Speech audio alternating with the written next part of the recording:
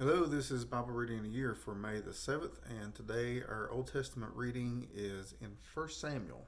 We're doing 1 Samuel chapter 1, going to chapter 2, verse 21. There was a certain man from Ramathaim Zophim, from the hill country of Ephraim, and his name was Elkanah, the son of Jeroham, the son of Elihu, the son of Tohu, the son of Zuph, and who was an Ephraimite. He had two wives. The name of one was Hannah, and the name of the other was Peninnah. And Peninnah had children, but Hannah had no children. Now this man would go up from his city yearly to worship and to sacrifice to the Lord of hosts in Shiloh. And the two sons of Eli, Hophni and Phinehas, were priests to the Lord there. When the day came that Elkanah sacrificed, he would give portions to his wife and to all her sons and her daughters. But to Hannah he would give a double portion, for he loved Hannah, but the Lord had closed her womb. Her rival, however, would provoke her bitterly to irritate her because the Lord had closed her womb. It happened year after year. As often as she went to the house of the Lord, she would provoke her, so she wept and would not eat. Then Elkanah, her husband, said to her, Hannah, why do you weep, and why do you not eat, and why is your heart sad? Am I not better to you than 10 sons? Then Hannah rose after eating and drinking in Shiloh. Now Eli the priest was sitting on the seat by the doorpost of the temple of the Lord. She, greatly distressed, prayed to the Lord and wept bitterly. She made a vow and said, O Lord of hosts, if you will indeed look on the affliction of your maidservant, and remember me, and not forget your maidservant, but will give your maidservant a son, then I will give him to the Lord all the days of his life, and a razor shall never come on his head. Now it came about as she continued praying before the Lord that Eli was watching her mouth. As for Hannah, she was speaking in her heart. Only her lips were moving, but her voice was not heard. So Eli thought she was drunk. And Eli said to her, How long will you make yourself drunk? Put away your wine from you. Hannah replied, No, my lord, I'm a woman oppressed in spirit. I've drunk neither wine nor strong drink, but I have poured out my soul before the Lord. Do not consider your maidservant as a worthless woman, for I have spoken until now out of my great concern and provocation. Then Eli answered and said, Go in peace, and may the God of Israel grant your petition that you've asked of him. She said, Let your maidservant find favor in your sight. So the woman went away and ate, and her face was no longer sad. Then they arose early in the morning and worshipped before the Lord, and returned again to the house in Ramah. And Elkanah had relations with Hannah his wife, and the Lord remembered her. It came about in due time after Hannah had conceived, but she gave birth to a son, and she named him Samuel, saying, Because I have asked him of the Lord. Then the man Elkanah went up with all his household to offer to the Lord the yearly sacrifice and pay his vow. But Hannah did not go up, for she said to her husband, I will not go up until the child is weaned. Then I will bring him, that he may appear before the Lord and stay there forever. Elkanah, her husband, said to her, Do what seems best to you. Remain until you have weaned him. Only may the Lord confirm his word. So the woman remained and nursed her son until she weaned him. Now, when she had weaned him, she took him up with her with a 3-year-old bull and 1 ephah of flour and a jug of wine, and brought him to the house of the Lord in Shiloh, although the child was young. Then they slaughtered the bull and brought the boy to Eli. She said, O my Lord, as your soul lives, my Lord, I am the woman who stood here beside you praying to the Lord. For this boy I prayed, and the Lord has given me my petition which I've asked of him. So I've also dedicated him to the Lord. As long as he lives, he is dedicated to the Lord, and he worshiped the Lord there. Chapter 2. Then Hannah prayed and said, My heart exults in the Lord. My horn is exalted in the Lord. My mouth speaks boldly against my enemies, because I rejoice in your salvation. There's no one holy like the Lord. Indeed, there's no one besides you. Nor is there any rock like our God. Boast no more very proudly. Do not let arrogance come out of your mouth, for the Lord is a God of knowledge, and with him actions are weighed. The bows of the mighty are shattered, and the feeble gird on strength. Those who were full hire themselves out for bread, but those who are hungry cease to hunger. Even the barren gives birth to 7, but she who has many children languishes. The Lord kills and makes alive. He brings down to Sheol and raises up. The Lord makes poor and rich. He brings low, he also exalts. He raised the poor from the dust. He lifts the needy from the ash heap to make them sit with nobles and inherit a seat of honor. For the pillars of the earth are the Lord's, and he set the world on them. He keeps the feet of his godly ones, but the wicked ones are silenced in darkness. For not by might shall a man prevail. Those who contend with the Lord will be shattered. Against them he will thunder in the heavens. The Lord will judge the ends of the earth, and he will give strength to his king and will exalt the horn of his anointed. Then Elkanah went to his home at Ramah, but the boy ministered to the Lord before Eli the priest.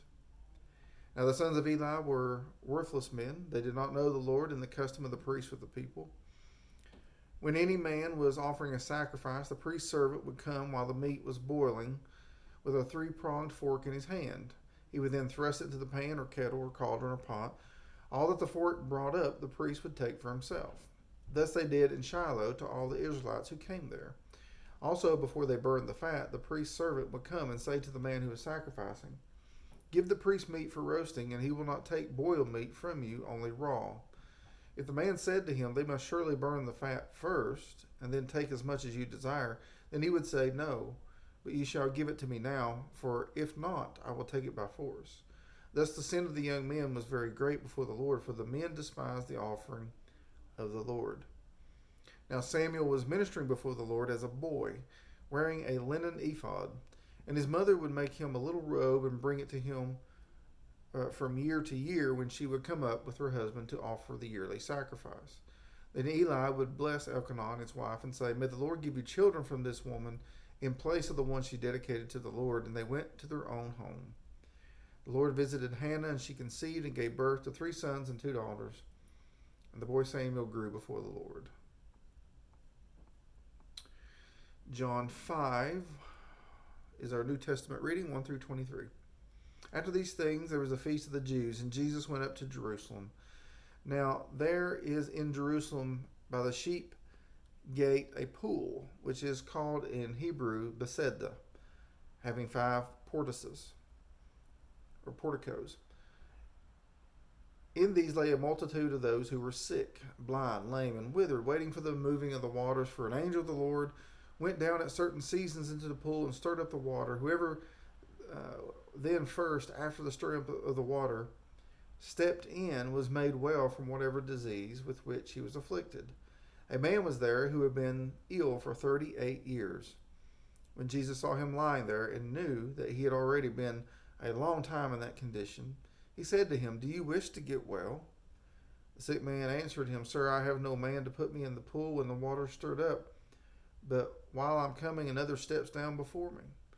Jesus said to him, "Get up, pick up your pallet, and walk." Immediately the man became well and picked up his pallet and began to walk. Now it was the Sabbath on that day, so the Jews were saying to the man who was cured, "It's the Sabbath, not permissible for you to carry your pallet." But he answered them, "He who made me well was the one who said to me, 'Pick up your pallet and walk.'" They asked him, "Who is this man who said that to you? Pick up your pallet and walk." But the man who was healed did not know who it was, for Jesus had slipped away while there was a crowd in that place. Afterward, Jesus found him in the temple and said to him, "Behold, you have become well. Do not sin any more, so that nothing worse happens to you." The man went away and told the Jews that it was Jesus who had made him well. For this reason, the Jews were persecuting Jesus, because he was doing these things on the Sabbath. But he answered them, "My Father is working until now, and I myself am working." For this reason, therefore, the Jews were seeking all the more to kill him, because he not only was breaking the Sabbath, but also calling God his own Father, making himself equal with God. Therefore Jesus answered and was saying to them, "Truly, truly, I say to you, the Son can do nothing of himself unless it is something he sees the Father doing. For whatever the Father does, these things the Son also does in like manner. So the Father loves the Son and shows him all things that he himself is doing, and the Father will show him greater works than these, so that you will marvel. For just as the Father raises the dead and gives them life, even so the Son also gives life to whom he wishes. For not even the Father judges anyone, but he who has given all judgment to the Son, so that all will honor the Son, even as they honor the Father. He who does not honor the Son does not honor the Father who sent him." Psalm 105, 37 through 45.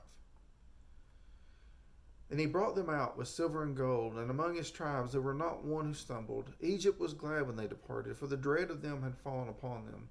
He spread a cloud for a covering, and fire to illume by night. They asked, and he brought quail, and satisfied them with the bread of heaven. He opened the rock, and water flowed out. It ran in the dry places like a river, for he remembered his holy word with Abraham his servant. And he brought forth his people with joy, his chosen ones with a joyful shout. He gave them also the lands of the nations, that they might take possession of the fruit of the people's labor, so that they might keep his statutes and observe his laws. Praise the Lord. Amen. And then Proverbs 14:28 and 29 says, in a multitude of people is a king's glory, but in the death of people is a prince's ruin. He who is slow to anger has great understanding, but he who is quick-tempered exalts folly. Amen. Word of God for the people of God. This is Bible reading year from May the 7th, and Lord willing, I will see you tomorrow. Have a blessed day.